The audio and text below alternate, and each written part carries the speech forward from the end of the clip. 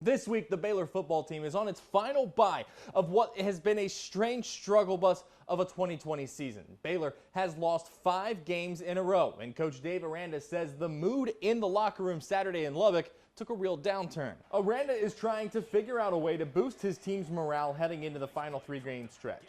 And a lot of that is centered on figuring out how to close games out, knowing that every single week they're just a couple plays from a win. There was no one really kind of enjoying football at that time. And so I think, we've had some gut punches in the past. And so this kind of continues that. Unfortunately, I think, overall, I think the guys, it hurts so much because they know there's 2 or 3 plays. And, maybe the outcome's different. Next, the Bears will host Kansas State. Kick time next Saturday, still to be announced.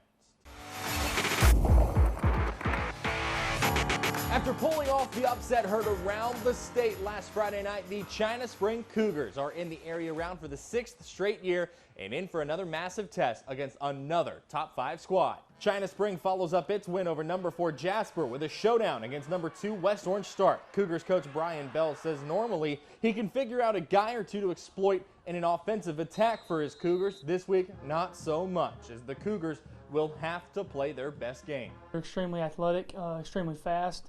And so we're going to have our work cut out for us there, defensively and offensively.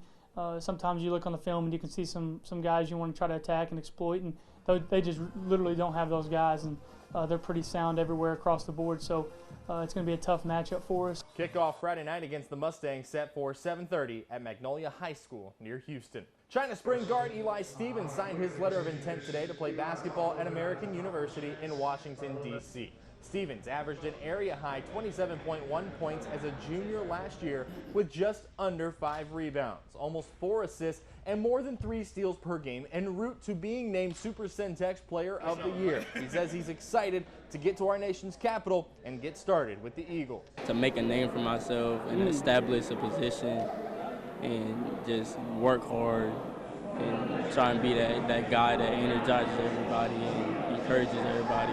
American plays in the Division I Patriot League. The Eagles have 3 all-time appearances in the NCAA tournament, most recently in 2014. About a week out, we know this basketball season is going to be weird, but with Moon Urson back from injury, Dee Richards' recovery for the Lady Bears is still going. And while we all know the challenges in front of the team in scheduling, Lady Bears coach Kim Mulkey has shined a light on what the challenges will be roster-wise as the COVID-19 pandemic continues.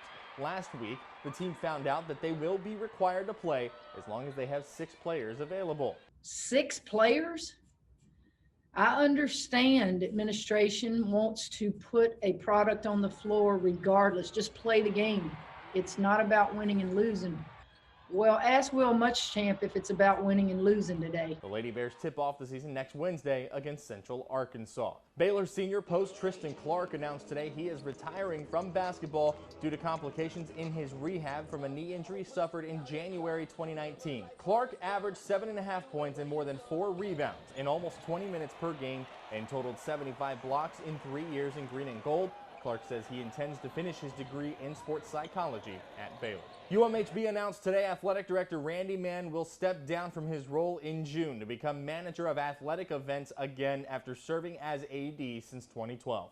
In the announcement, Mann says the move is to be able to spend more time with his family. Mickey Kerr, the school's faculty athletics representative and the associate dean of exercise and sports science, will become the new AD.